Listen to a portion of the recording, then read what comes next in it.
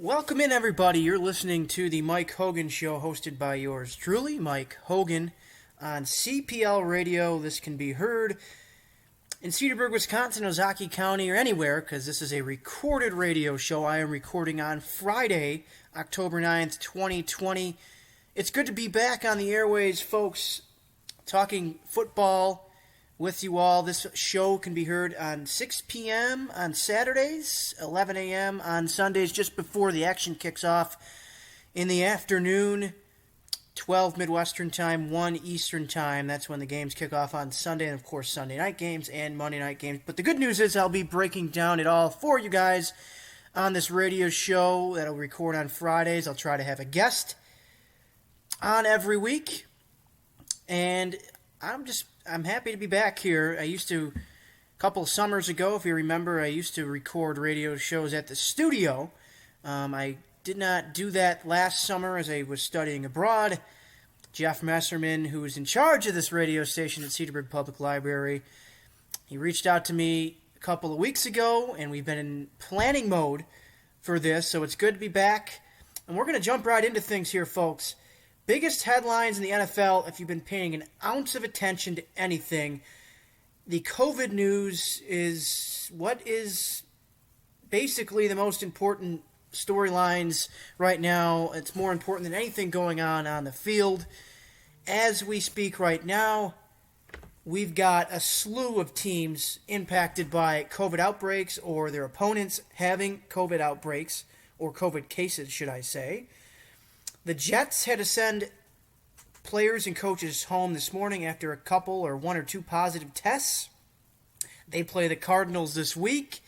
That game is going to hinge on what happens with those tests. The Patriots and Broncos also in a similar situation.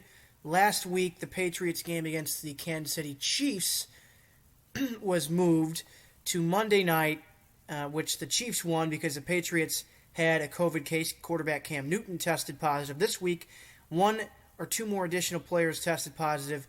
So the NFL had to switch that game to Monday night between the Patriots and the Broncos. The Bills, Chiefs, and of course the Tennessee Titans, kind of a cluster of teams, all impacted by, of course, the biggest outbreak in the NFL, the Tennessee Titans. We will have David Beauclair come on to talk about the Tennessee Titans COVID outbreak later on in the show. David Beauclair is a publisher and producer for All Titans at SI.com. But just briefly here, the Bills play the Titans on Tuesday night. The Titans have had 23 total positives since last week. And the Bills play the Chiefs.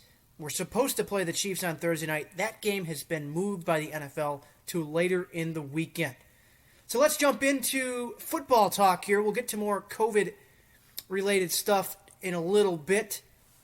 Let's recap Thursday night's game. This was a very, very good matchup between two very well-coached teams, in my opinion, the Chicago Bears and the Tampa Bay Buccaneers.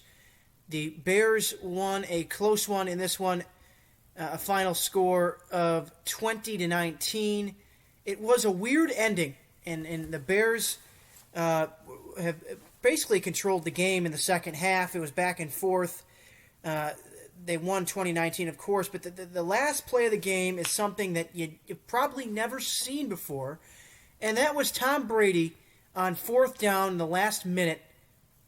He didn't know the down. He did not know what was going on out there, and you're talking about the best quarterback of all time, have a total mental lapse and totally forget what situation his team was in. And it didn't cost him the game. It was fourth down. The game was going to hinge on that play anyways. But all they needed to do was get the first down. I believe there was about 35, 40 seconds left. They were around midfield. They were down by 1 point. They could have easily kicked a field goal to win the game if they got into Ryan Succop's range. They couldn't do that. Brady threw it deep to his tight end, Cameron Brate.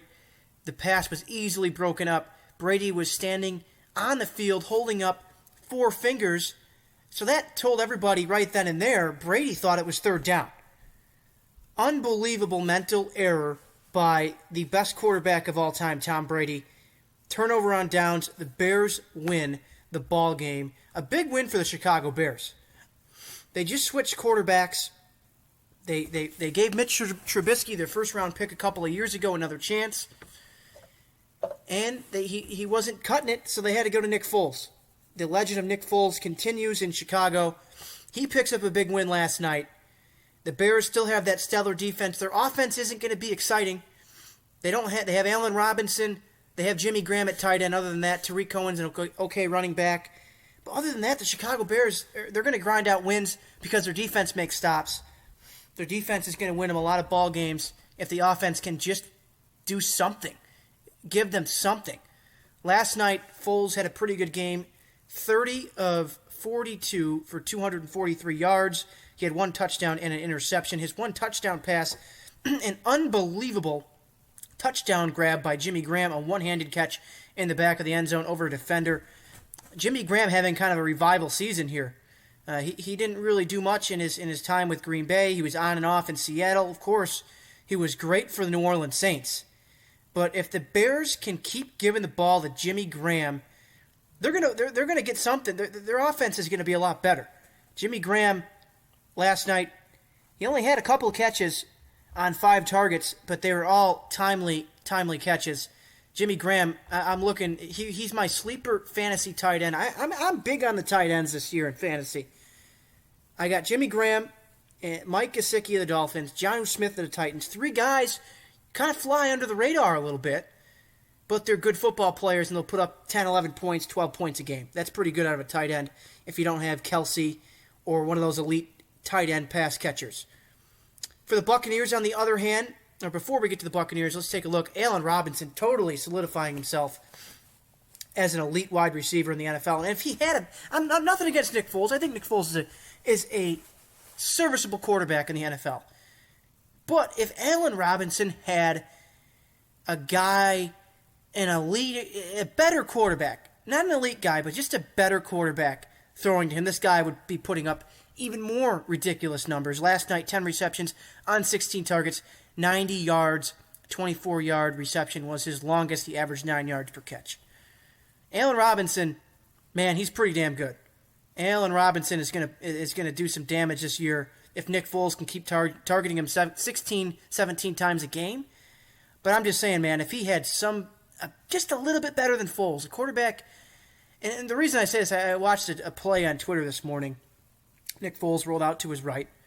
He had Robinson wide open for a first down. First down and more. This could have been maybe a 25-yard gain, 15-yard gain. More than 10 yards. Foles throws it over the head. He had all the time in the world to throw. He was rolling to his right. Of course, he was throwing off balance, but he had him wide open. And that's the kind of stuff I'm talking about with the Bears and Allen Robinson. I think if Allen Robinson had somebody just a little bit more accurate, man, this guy would be a lot better than his numbers show. And his numbers are not bad by any means. Anthony Miller had 4 catches for 28 yards. He was, I believe, a first or second round pick by the Bears a couple of years ago. Montgomery, their running back, had 7 catches on 8 targets for 30 yards. Rushing-wise, the Bears got touchdowns from Montgomery, 29 yards on 10 carries. Cordero Patterson, their wide receiver, 3 carries, 7 yards. Not much out of the Bears' running game last night. Nick Foles won them the game with his arm. Their defense held up their end of the bargain. Tom Brady, on the other hand, not a bad night by any means, but that 4th down play is what everybody's going to be talking about. 25 completions on 41 attempts, 253 yards, and a touchdown. A 35-yard long was his longest pass of the game. Receiving for the Buccaneers, Cameron Brate. They have some really, really talented tight ends. They have O.J. Howard, who didn't show up in the stat sheet last night. Rob Gronkowski. Those 3, pretty good tight end group right there. Those 3 guys could start on any team. Brate had 5 catches, 6 targets, 44 yards. Evans, who was questionable with an ankle injury, played better than we expected him, better than I expected him to play. Actually, sat him in fantasy last night because I thought his injury would affect him, and the Bears' defense is good. He still found a way to get on the board with 5 catches, 9 targets, 41 yards, and a TD. In rushing-wise, Ronald Jones, I've been saying it all along, Ronald Jones, a sleeper fantasy running back. Put him in the flex if you got him. 17 carries, 106 yards. Ronald Jones can do it. He can catch the ball, too. He had 3 catches last night for only 19 yards, but this is a guy that can be used in a lot of different ways for the Buccaneers. And Leonard Fournette's hurt right now, so Ronald Jones, his value goes up quite a bit. So the Bears beat the Buccaneers, and nobody's giving credit to Chicago. Everybody's talking about Tom Brady in the 4th down failure because he didn't know what down it was, but give credit to the Chicago Bears. I think this is a good football team. They've come out of the gates here. They've won a lot of close games. The Bears came from behind in Week 1 to beat the Detroit Lions. They came from behind to beat the Atlanta Falcons. So the Bears are a solid football team that can win close games. That's a sign of a good football team right there. The Chicago Bears winning close games. Their defense is gritty. Their offense, like I said, not going to give you much, but if you can get something out of them, that defense is going to win you some games if they're on. So moving on here into the next part of the show, let's talk about the Titans. The Tennessee Titans are at the center of the news right now in the NFL. As I mentioned earlier in the show, they have 23 total COVID cases, more than 10 players, more than 5, or I think it's 8 or 9 staff members now, coaches who have come down with the coronavirus. This all started last week. Monday and Tuesday is when we got word of the Titans defensive coordinator / linebackers coach, Shane Bowen, who didn't travel the team to the Titans' last game in Minnesota on Sunday the 27th because he tested positive for COVID-19 on Saturday. And on the following Tuesday the 29th, that is when everything started to hit the fan. COVID cases started to increase throughout the week. They kept increasing into this week, putting the Bills game in jeopardy. Now the Titans in the news. The NFL started an investigation on them. Many reports are starting to come out about the team. Gathering last week, in the middle of the week after the outbreak started, they gathered together. I think a few guys gathered at a high school and practiced while the team facility was shut down. And another group of players gathered at another site that same day, I believe. And they were also told not to gather. Now, people have been saying different things about the league memo. The Titans gathered this day, the league memo came out that day. But in my honest opinion, if you know that there's an outbreak of coronavirus going around your organization, why do you need a league memo to tell you to stop what you're doing and not gather? It should just be common sense at this point. It should be common sense. The Titans players shouldn't have needed to be, nobody should have needed to tell them that they couldn't gather. And it doesn't matter when they were told, when the league said this and that. The bottom line is the Titans did something stupid. And they're going to be punished for it. I'll get to the forfeit talk in a little bit, but the bottom line is that they should have just known better, and that's why our country is where it is, people. We don't listen to the rules. We don't use common sense. It almost feels like a lot of people go about their daily lives without the virus in mind, and that is why we are where we are. We haven't been able to move past this. We haven't been able to slow any type of curve, so don't even start with me on that. We haven't been able to slow it down. We have not been able to slow it down because of situations like this. And guess what? You know what? The Titans, they're a football team. They're a group of highly motivated guys who, at the time when they did gather to conduct these workouts, I will say this, they still thought that they would be playing the Pittsburgh Steelers on Sunday, October 4th. So you can look at that way and say, okay, well, they thought they were going to be playing a game on the weekend. But in reality, like I said, they should have used common sense. Okay, this many guys tested positive today. I was on the plane with them this weekend. I was on the field. I was doing this and that. They should have used common sense and said that we're probably not going to play on Sunday. I know you can't assume that in the NFL. And it looks like right now the NFL is doing everything in its power to get these games in as scheduled. whether that's on Sunday, Monday, Tuesday. They're rescheduling this and that. They're trying to get games in before the next week's games, so they don't have to completely reschedule. And I'll talk about rescheduling a little bit. I'll give you my gist on that. But common sense. We need common sense. The Titans screwed up. Doesn't matter when they were told or what they thought at the time. They should have just stopped. Right then and there, no gatherings. Maybe do your workouts at home on your own, but don't gather with your teammates. Because now, look at it now. We are still up in the air with the Titans game this weekend. The Titans, not this weekend, but early next week. They're supposed to play the Bills on Tuesday. They just had 2 guys test positive yesterday, or two more positive cases reported yesterday. No cases were reported today. They have to go at least another day to get back into the facility to start in-person preparation for the Bills. And then they have to follow, when they get back into the facility, if they do, before the game, if this game can even go on and they can get back in the facility, they have to follow post-exposure protocols, which are much more thorough than the actual just normal NFL guidelines for the season for the coronavirus. The Tennessee Titans have their work cut out for them. They have to go another day without a positive case, and they have to follow those protocols to a T, those post-exposure protocols.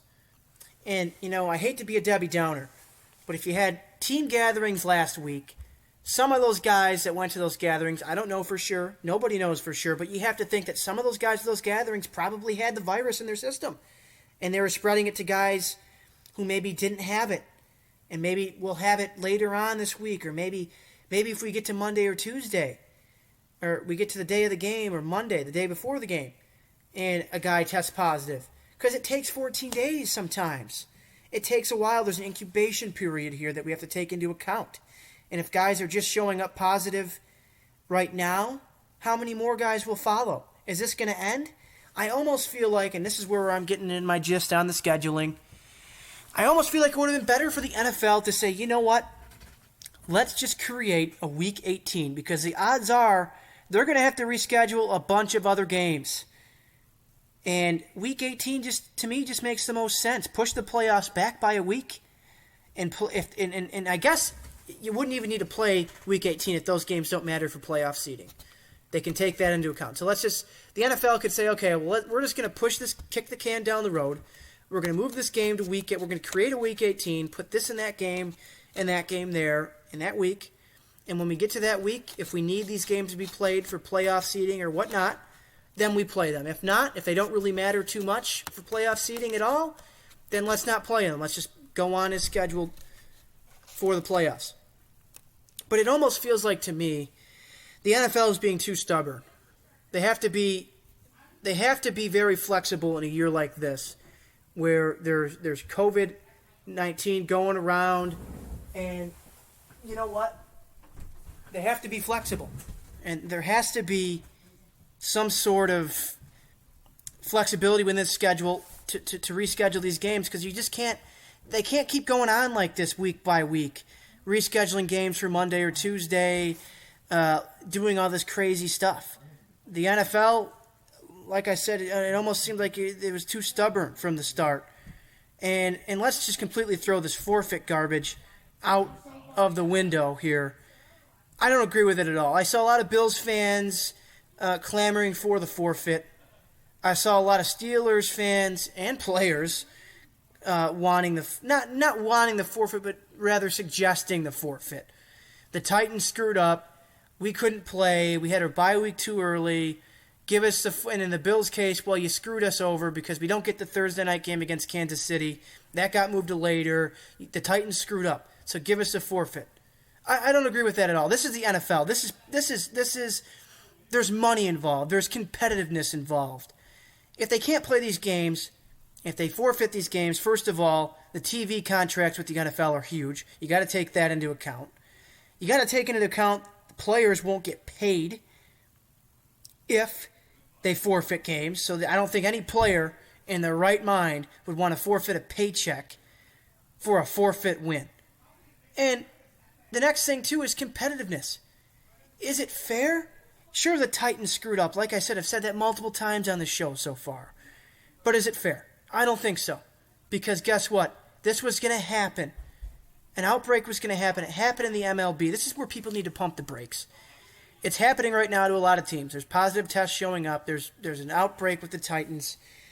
This was going to happen all along. The MLB had the same situation at the beginning of its season, and after that, they figured it out, and it was pretty much smooth sailing from there on into the postseason where we are now with the MLB. So I don't agree with the forfeit takes at all. The forfeits, to me, it's a bunch of garbage. It's just a bunch of fans that want the easy way out. This is the NFL. This is the big leagues. There's no such thing as, oh, wait a minute, let's just forfeit the game because the other team can't show up. That's a bunch of little league garbage. We don't need that here in the NFL. That's just not going to fly. Not going to fly at all. For more on the Titans COVID outbreak, let's bring in publisher and producer for All Titans at SI.com, my colleague David Beauclair. David, thanks for joining me today. Oh, happy to be with you, Michael. So, David, we've seen this kind of unfold since the outbreak started with the Titans early last week. We've got more than 10 players on the COVID list, 8 staffers. The Titans seem to be in the news for all of the wrong reasons, breaking protocol, working out in groups when they weren't supposed to be. I'm just curious, what have you made of this whole situation, and do you think that this game is going to go on as scheduled on Tuesday? It's a really good question. There's a lot of time between now and Tuesday for another positive test. We're still within the window of the last time the Titans were together, at least in some measure as a group, or at least smaller groups, dating back to the day after the Minnesota game in an authorized way, and a day or two after that in an unauthorized way.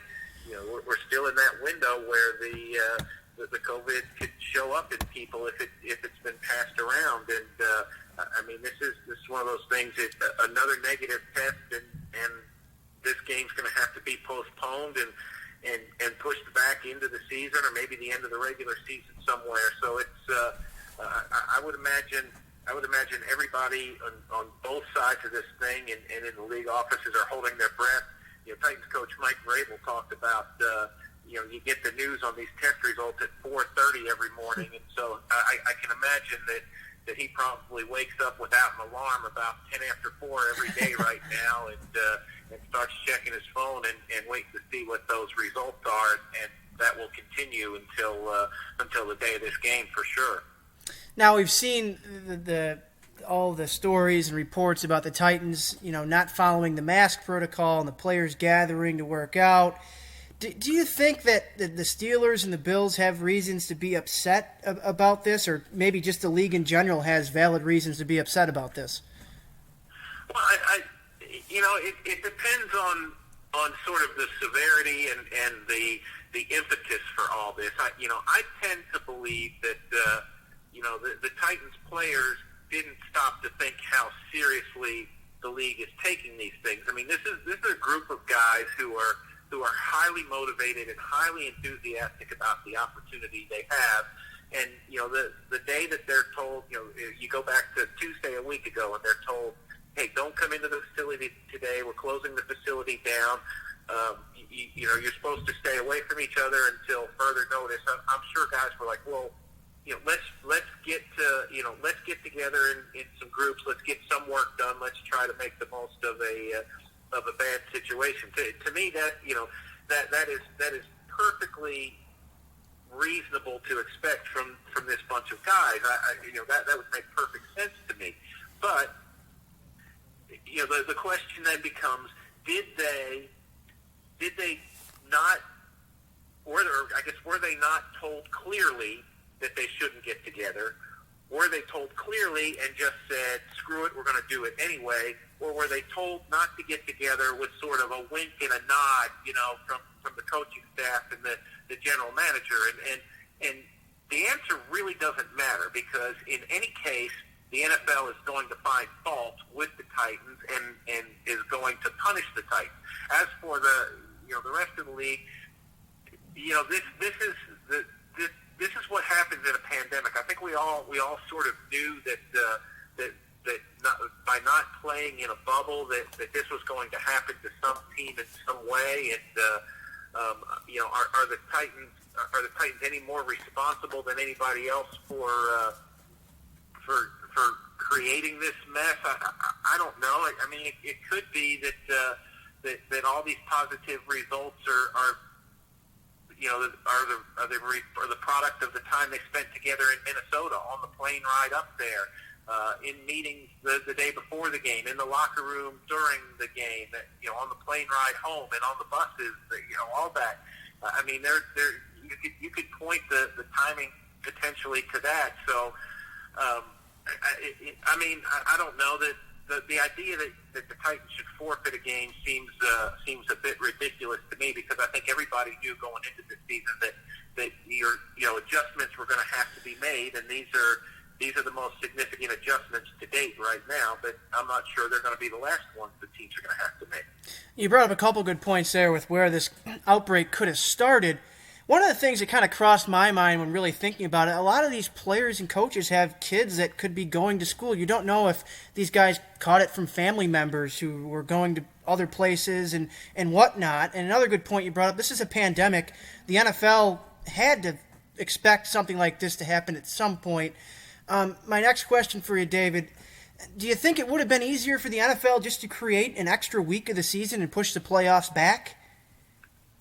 Well, I think that's still an option. It's my understanding that as long as the Super Bowl is played before the end of February, that the NFL satisfies its television contract requirements in that regard. And let's face it, everything that the NFL has done through the offseason, getting the season started, getting to this point, is done with the idea that it wants to provide the television inventory for which it is contracted, so that it can reap the financial rewards of providing that inventory, and which pays such a significant portion of all the bills for all the teams.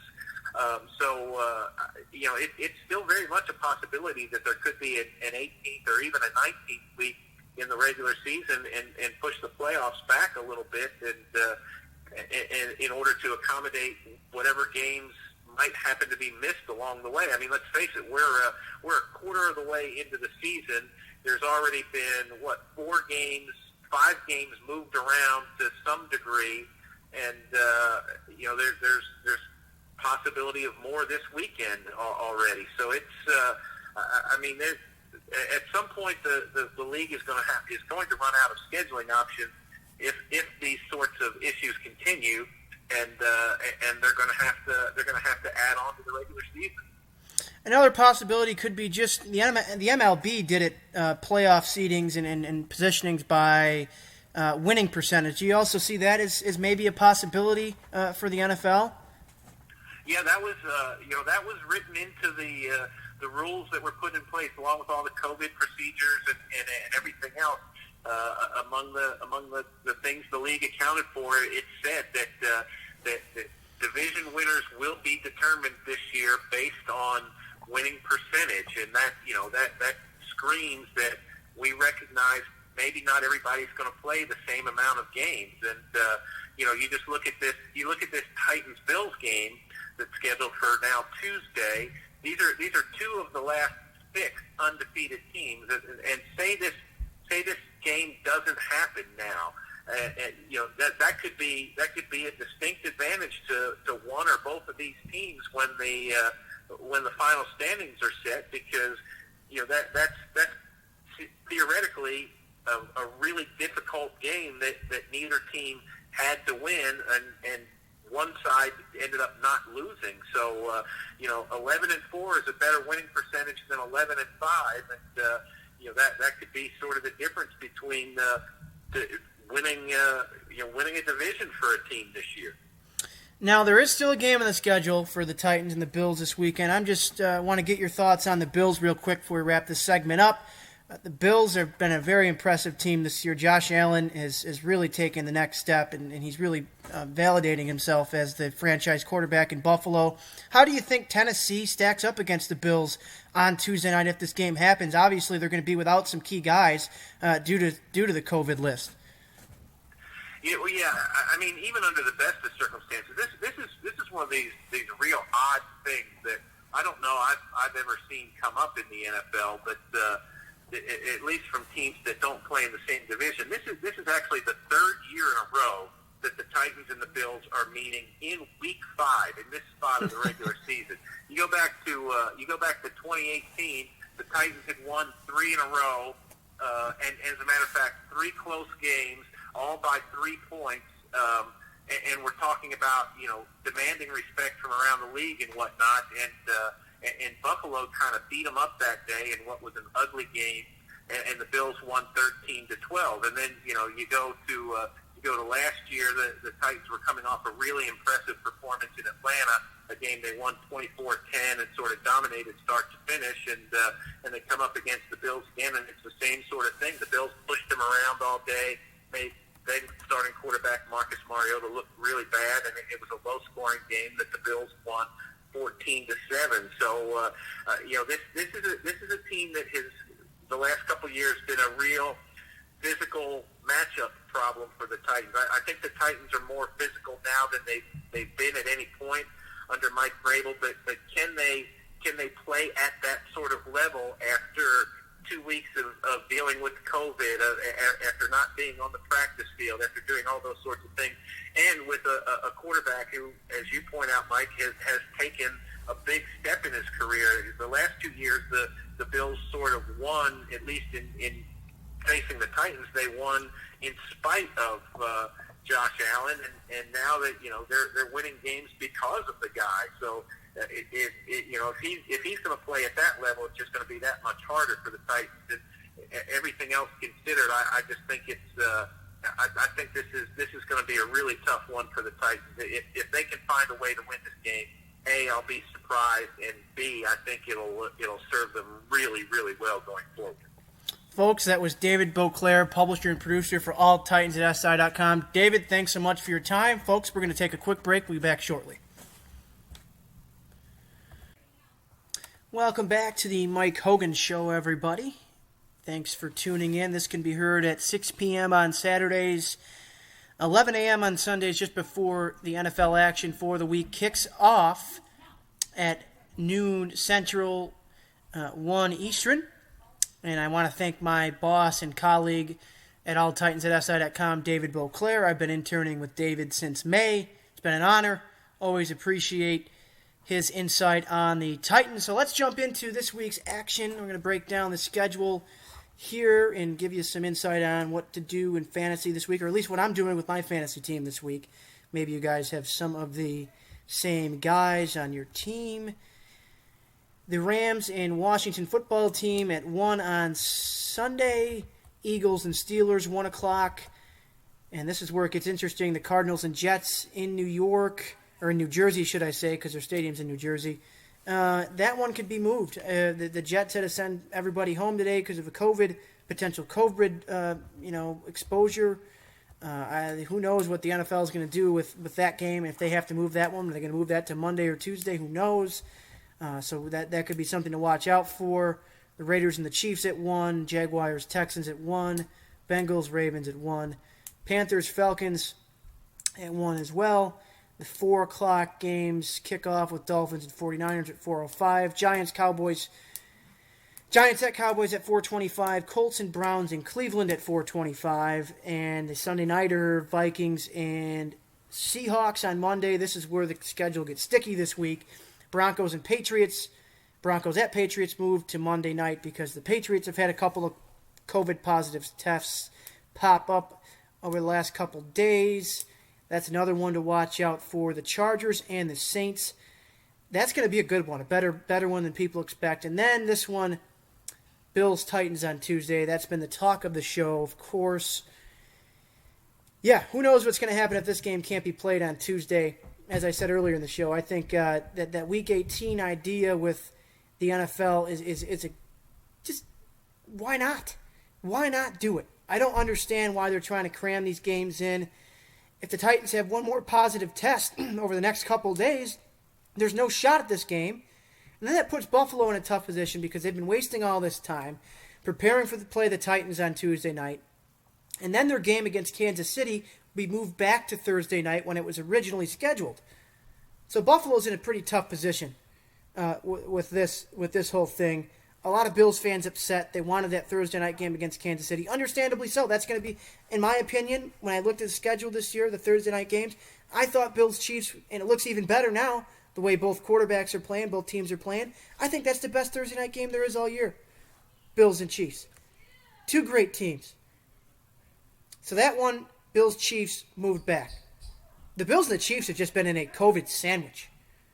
Because the Bills' upcoming schedule, they got the Jets, who have COVID issues right now. Too, the Chiefs had to deal with COVID issues with the Patriots. Now they're dealing with they're dealing with the aftermath from this whole Bills-Titans situation. So a lot of ripple effects on a lot of different teams with this. Anyways, enough talking about coronavirus. Let's get into some games here. Give you my picks for the week. The Rams and Washington. I got the Rams in that one. The Washington, they could come out and play inspired football. They just benched their starting quarterback, Dwayne Haskins.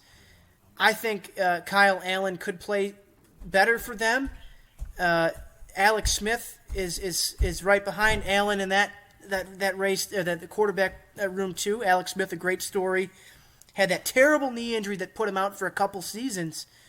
But I think Washington, I don't think they're a very good football team. They're better than what their record shows. But the Rams, the Rams have a decent offense. Jared Goff is still Jared Goff, and their running game is pretty good as well. Like their defense, they can get after the quarterback, Aaron Donald. I think the Rams are going to win this game by it's closer than people expect. But I would say by 7 to 10 points, the Rams get away with this one. Eagles and Steelers. This is one of my favorite matchups of the week for some reason. The Eagles just had a big win on Sunday night against the San Francisco 49ers. Steelers 3-0. They didn't play last week because their game was postponed against, of course, the Tennessee Titans, right in the middle of everything. But I like the. I'm gonna go upset here. I like the Eagles on the road in this one. Don't ask me why. I just like it. I think Carson Wentz is a great quarterback, better than people give him credit for. Athletic. The Eagles, I think they get it done and start distancing themselves in the NFC East, that ugly NFC East race right now, because you look at it, you go right down the line. Washington's 1-3. Eagles lead the division at 1-2-1. The Giants and the Cowboys, both a mess as well. Both those teams have losing records. Giants 0-4, Cowboys 1-3. That division always seems to be just a big cluster of a mess every single year. I like the Eagles winning the division and this game on Sunday. The Cardinals and Jets, I don't know what to say about this one. The Jets are awful. Adam Gase, if they're smart, get rid of them, change coaches. I know changing coaches doesn't do much. Not always does much for a team in the middle of the season, but just the Jets, if I have any advice for you, get ahead on the head coaching search and get somebody next year that's capable. Adam Gase, terrible head coach. In my opinion, one of the worst I've ever seen. I think Adam Gase is awful. The Cardinals, and you know what? I guess I'll take that back. I know nothing about coaching a football team. I'm just a writer. I'll take it back, but Adam Gase, you're still terrible. I like the Rams in this one by a landslide. I like this Kyler Murray kid. Undersized quarterback, but he's in the top 15 in rushing. No quarterback has ever won the rushing title. I follow the rushing title closely because a guy, Derrick Henry, King Henry, I cover him with the Titans at Titans@SI.com. I've been doing the rushing title rankings every week. I think Kyler Murray's a sleeper. If he can keep getting that many attempts a game running the football, I think don't be surprised if he finished in the top 10 or top 5. I'm not saying he's going to win it, but Kyler Murray just now with DeAndre Hopkins, they have that Kirk kid who is pretty good at wide receiver. Kenyon Drake, a good running back, a good steal for the Cardinals last year in Kenyon Drake. I like this Cardinals team a lot. Young, athletic. I wouldn't be surprised to see them in the playoffs this year. Raiders and Chiefs, easy one there. I think the Raiders are a better football team than what people give them credit for. They're 2-2. They beat they started their season off with 2 straight wins, but they've lost 2 in a row, like the Chiefs by 14 or more in this one. Interesting matchup here with the Texans and the Jaguars. The Texans just fired head coach slash GM, a.k.a. Mr. Power, Bill O'Brien. I'm going to say the Texans get their first win under interim head coach Romeo Crennel. Going to be a close one, though. Jacksonville, Gardner Minshew looks like a pretty darn good quarterback. that he might actually be the reason why the Jaguars don't get a top 5 pick this year and have a chance at the prize of the upcoming draft, Trevor Lawrence, quarterback from Clemson. I like the Texans in a close one this week. Ravens and Bengals. I got to take the Ravens here, but I think Cincinnati's been a fun team to watch with Joe Burrow. Joe Burrow is just an absolute joy to watch every week. I like Joe Mixon at running back for the Bengals, but I think ultimately the Ravens are just too good. They'll have enough to pull away in the end by more than 7. Falcons and Panthers. Let's give the Falcons one this week. Falcons, I just don't know why they're winless. They have a darn good offense. They've blown a lot of close ones. They should probably have at least 2 wins right now. They blew that big lead in the second half to the Chicago Bears a couple weeks ago. I like the Falcons this week. Matt Ryan's a darn good quarterback. He always has been. Doesn't look like he's aging. I like Julio Jones, Calvin Ridley at wideout, Todd Gurley at running back. I think they get one and saved head coach Dan Quinn's job this week. 49ers and Dolphins. This Dolphins team, also a fun team to watch. Let's just say that right then and there. Quarterback Ryan Fitzpatrick, the ageless wonder of Ryan Fitzpatrick. What is he on, his 8th or 9th team right now? Everywhere this guy goes, he finds his way into a starting job. And it's just unbelievable. And everywhere he goes, he puts up pretty good numbers. And I've always said this. Ryan Fitzpatrick is not a Hall of Fame quarterback by any means. But there is a special place in Canton, Ohio for Ryan Fitzpatrick. Absolutely. Put his picture on the wall somewhere. This guy means so much to this league. More than people think. I love Ryan Fitzpatrick. But I'm going to say the 49ers, they got Deebo Samuel back. Jimmy Garoppolo could start this week for them. They're starting to get some injured guys back. I think the 49ers get it rolling here against the Dolphins at home. Giants and Cowboys. Man, I want to pick the Giants so bad in this one, but I'd look stupid for doing that. I'm going to go Cowboys. Dak Prescott, how about that last week? And they lost against the Cleveland Browns at home. He threw for over 500 yards. I like the Cowboys by about 3 points in this one. I think it's going to be close. Dallas's defense is awful. Word of advice to anybody, do not start Dallas's defense in fantasy. They got me negative 9 points last week. Don't do it. Daniel Jones, you might have a big week this week. I'm rooting for you. I had to drop you in fantasy a couple weeks ago. Browns and Colts.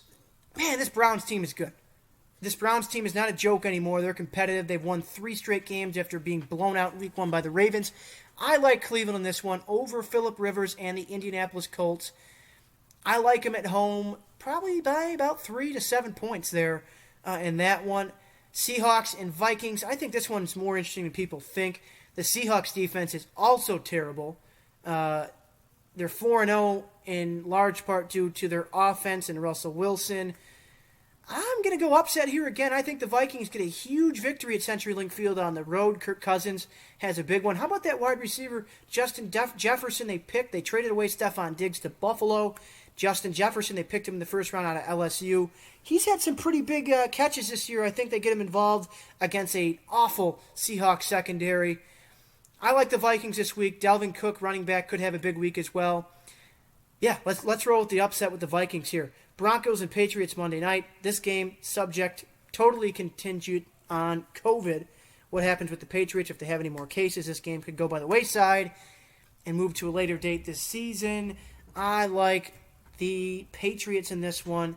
The Patriots still aren't the Patriots they were with Tom Brady. They've lost a lot of guys. They lost some key guys on their defense due to COVID-19 related opt-outs. I like the Patriots this week over the Broncos. The Broncos, of course, they're kind of in a revolving door with quarterback right now. Drew Lock is hurt. That Driscoll kid they had starting for them is also hurt, so they're starting that Reitman kid, who played pretty well against the Jets, but I like the Patriots. Bill Belichick and outsmart Vic Fangio.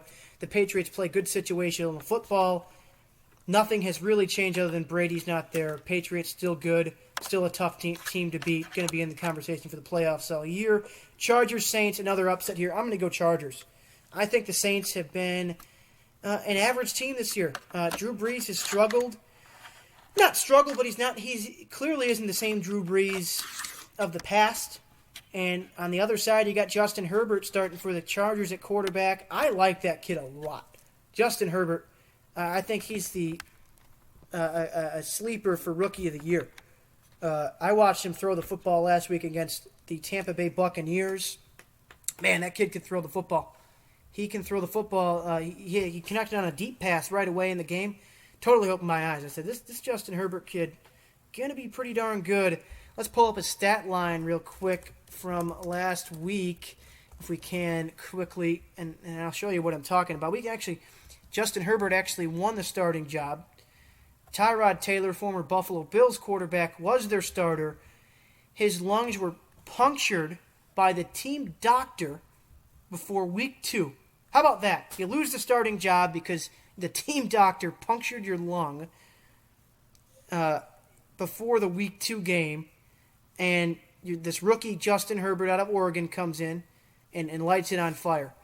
So in his 3 games, he started the Kansas City game. He threw for 311 yards, 1 touchdown, 1 pick, 22 completions on 33 attempts. Week 2 against Carolina, he hasn't won a game yet, but this kid's putting up impressive numbers for a rookie. How about this? 35 completions, 49 attempts, 1 touchdown, 1 interception. This kid's not looking like a rookie. Last week against Tampa Bay, he threw less. He had the least amount of attempts and completions of any game he started, any of the 3 games. 20 completions on 25 attempts, 290 yards, 3 touchdowns, 1 pick. Justin Herbert, if you can stop throwing interceptions, you're going to be a darn good quarterback. I like this Justin Herbert kid, and I think the Saints. I don't think the Saints' defense is as good as people think it is. I like the Chargers this week. I like Herbert getting his big first career victory as a starting quarterback in the NFL. And then the Bills and the Titans. Why even make a prediction for this game because you don't even know if it's going to happen. But I like the Buffalo Bills in this one. I think even if this game is played, the Titans had a very big competitive disadvantage. They, like I said earlier in the show, they had to follow all of this post-exposure stuff the NFL sent, and that's going to be pretty tough for them in preparation for the Bills. Also, take into account, they do still have some injuries. They've been without starting cornerback Adoree Jackson for 3 games. Taylor Lewan, their Pro Bowl offensive tackle, has dealt with some injuries. He's going to play this week. A.J. Brown, star wide receiver for them, second-year wide receiver. He hasn't played since week 1 with a knee injury. And then you got a bunch of guys in the COVID list. Who's going to come off the COVID list before this game? That's going to be the question. How many guys will the Titans need to start from the practice squad? And even if these teams, there's no COVID going around, I still like the Bills.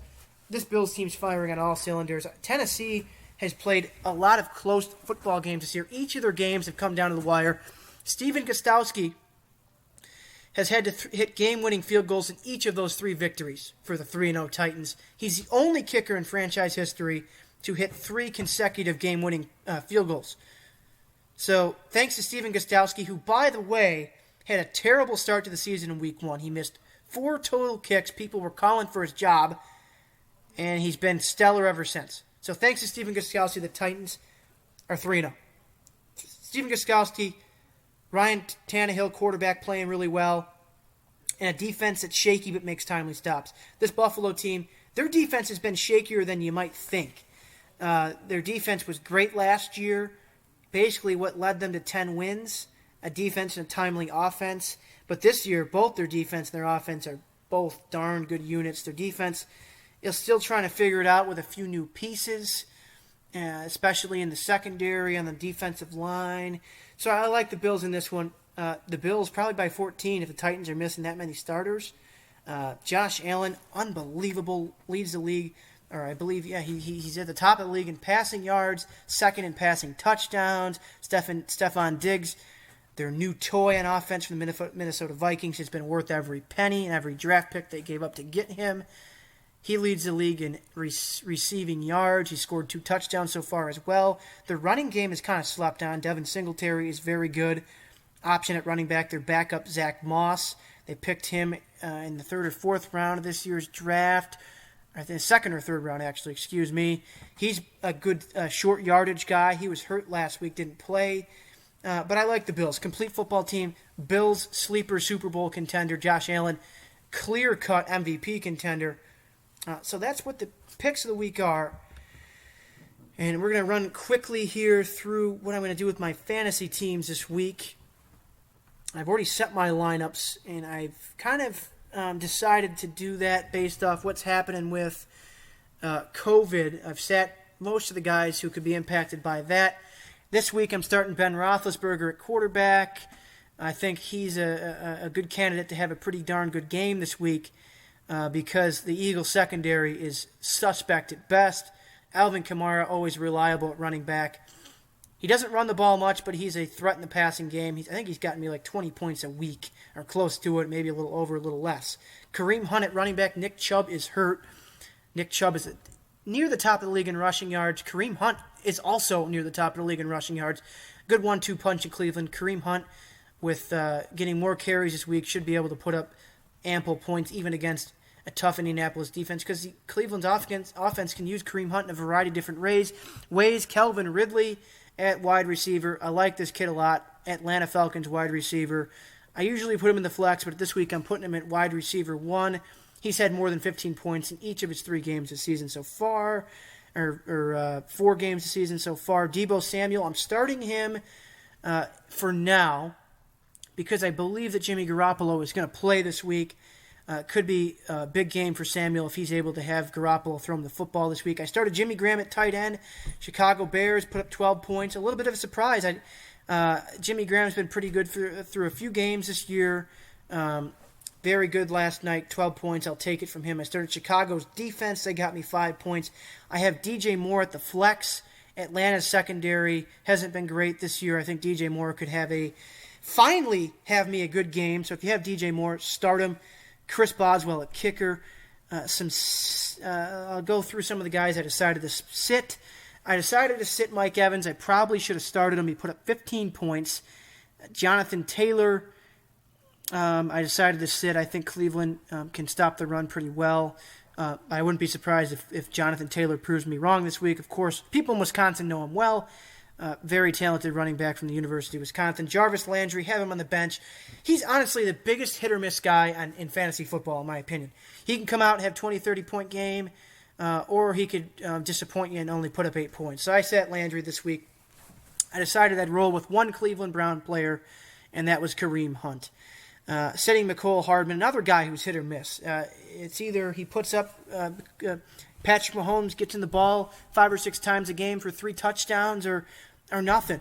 Aaron Rodgers, of course, the Packers are on a bye week. Mark Ingram, sitting him, just too inconsistent. Good guy to have on the bench for when the other running backs are on bye weeks. Scotty Miller, decided to pick him up off of waivers this week. If you picked him up as well, I suggest you keep him. He didn't put up any points last night, but he's a good slot option for the Tampa Bay Buccaneers. I like Scotty Miller a lot. Undersized wide receiver. Kind of reminds you of an Edelman Amendola guy. Brady used to throw to those guys.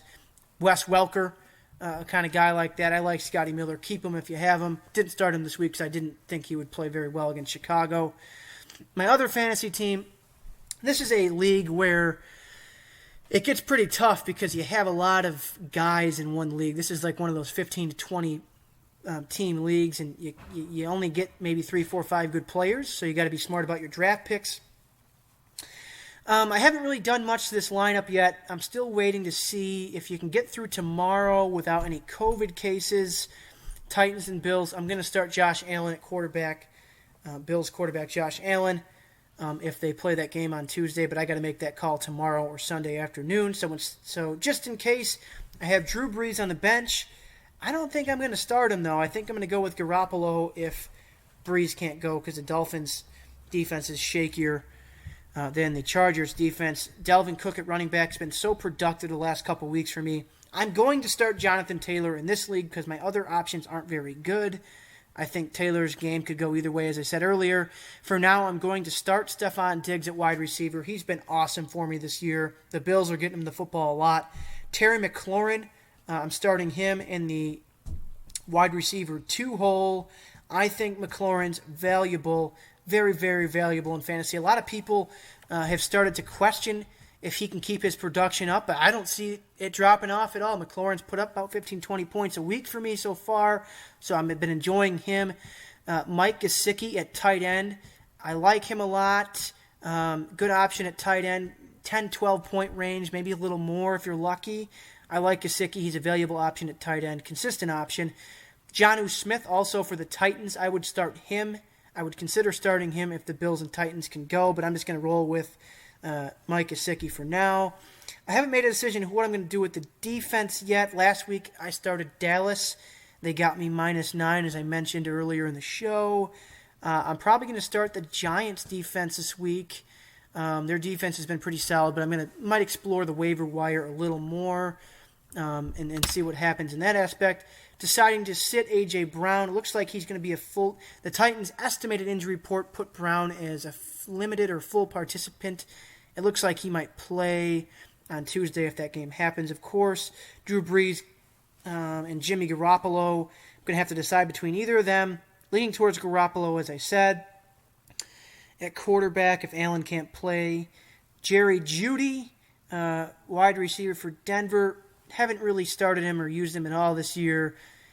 He has been putting up about 8 to 10 points per game. Darius Slayton, wide receiver for the Giants. Talk about a really big disappointment. I might drop Darius Slayton soon.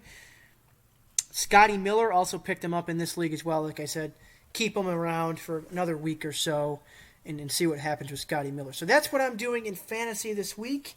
And that brings us to the end of the first episode of the Mike Hogan Show. Thank you very much for listening.